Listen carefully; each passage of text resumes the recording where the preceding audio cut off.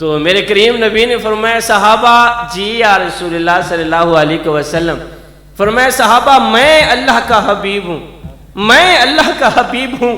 پھر فرمایا جو جوان جوانی میں توبہ کرتا ہے وہ بھی اللہ کا حبیب بن جاتا ہے۔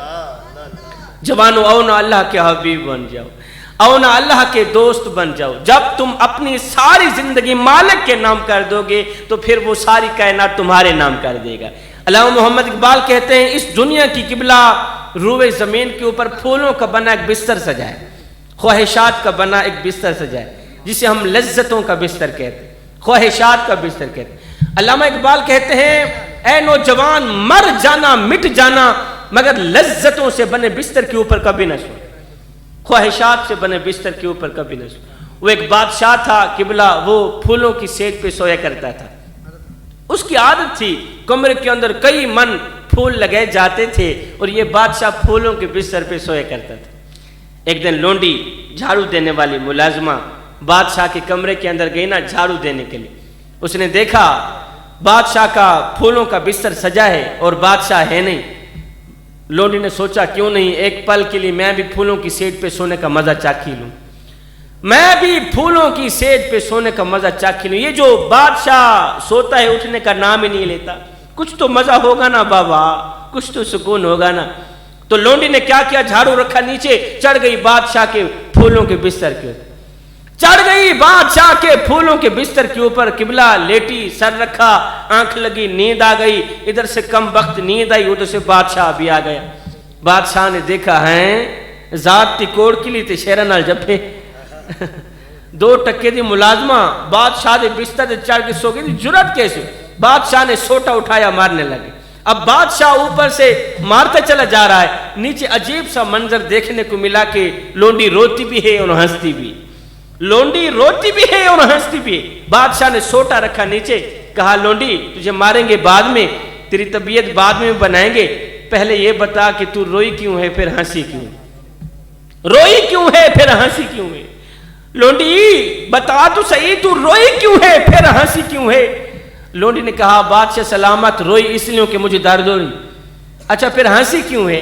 کہا ہنسی اس لیے ہوں کہ اس وقت میں سوچ رہی ہوں کہ جو ایک لمحے کے لیے پھولوں کے بستر کے اوپر سوئے اسے اتنی سزا مل رہی ہے۔ سوچ رہی ہوں جو بادشاہ ساری زندگی پھولوں کی سیج پہ پڑ رہے اس کا کیا بنے گا، اس بادشاہ کو کتنی سزا ملے گی۔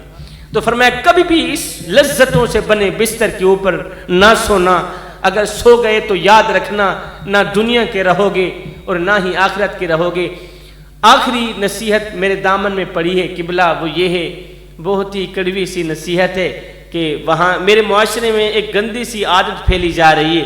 وہ عادت یہ ہے کہ وہاں کی سن کر یہاں لگانا، یہاں کی سن کر وہاں لگانا، پھر دونوں بھائیوں کو آپس میں لڑانا، دونوں پارٹیوں کو آپس میں لڑانا، لڑا کے پھر تماشا دیکھتے رہنا۔ اللہ اکبر، کافی لوگ اس طرح کے ہیں نا قبلہ، اور کوئی کام نہیں، کوئی کام نہیں، بس اللہ نے ایک ہی کاروبار دے رکھا ہے، اللہ نے ایک ہی بزنس دے رکھا ہے، بس ہم اپنے کاروبار میں مصروف ہیں۔ وہ کاروبار، وہ کام کون سا ہے؟ وہاں کی سن کر یہاں لگانا، یہاں کی سن کر وہاں لگانا۔ میں سوچتا ہوں کہ ان لوگوں کو تنخواہ کون دیتا ہے جو اس طرح کے کام کرتے ہیں؟ کیا دوسروں کے پردے فاش کرنا تجھے زیب دیتا ہے؟ کیا چغلی کرنا تجھے زیب دیتا ہے؟ قبلہ انسان نے کوئل سے پوچھا، کوئل تو کتنا پیارا بولتی ہے لیکن تیرے اندر ایک خامی۔ انسان نے ایک دن حضرت انسان نے کوئل سے پوچھا، کوئل تو کتنا پیارا بولتی ہے لیکن تیرے اندر ایک خامی۔ اچھا کون سی خامی ہے؟ کاش کہ تو کالی نہ ہوتی کتنا اچھا ہوتا۔ پھر حضرت انسان نے ایک دن قبلہ سمندر میں بہتے پانی سے پوچھا، پانی تو پیاسوں کی پیاس بھی بجھاتا ہے لیکن تیرے اندر بھی ایک خامی۔ اچھا کون سی خامی ہے؟ کاش کہ تو کھارا نہ ہوتا کتنا اچھا ہوتا۔ پھر حضرت انسان نے قبلہ ایک دن گلاب کو اٹھایا، تلی پہ رکھا، پوچھنے لگا گلاب تیرے اندر پیاری سی خوشبو بھی ہے لیکن تیرے اندر بھی ایک خامی۔ اچھا کون سی خامی ہے؟ کاش کہ تیرے اندر یہ کانٹے نہ ہوتے تو کتنا اچھا ہوتا، کاش کہ تیرے اندر یہ کانٹے نہ ہوتے تو کتنا اچھا ہوتا۔ تینوں بول اٹھے انسان اگر تیرے اندر دوسروں کے عیب ڈھونڈنے کی عادت نہ ہوتی تو کتنا اچھا ہوتا. آج کا انسان دوسروں کے عیب ڈھونڈنے کی کوشش تو کرتا ہے لیکن اپنے گریبان میں جھانک کر کے نہیں دیکھتا کہ میرے اندر بھی کوئی عیب ہے یا نہیں. یہ زندگی کے لمحے تمہارے اور میرے لیے غنیمت ہیں جوانوں.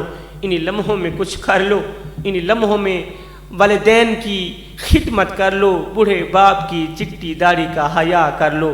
معلوم نہیں پھر فرصت ملے نہ ملے. کوئی بن گیا رونق پکھیاں دی, کوئی چھوڑ کے شیش محل چلیا, کوئی پلیا ناس تے نخریاں وچ, کوئی ریت گرم تے تھل چلیا, اور کوئی بھول گیا مقصد آمن دا تے کوئی کر کے مقصد حل چلیا. اتھے ہر کوئی فرید مسافر ہے, کوئی آج چلیا تے کوئی کل چلیا. میں دعا کرتا ہوں اللہ تعالیٰ میری چند منٹ کی حاضری اپنی پاک بارگاہ میں قبول فرمائے.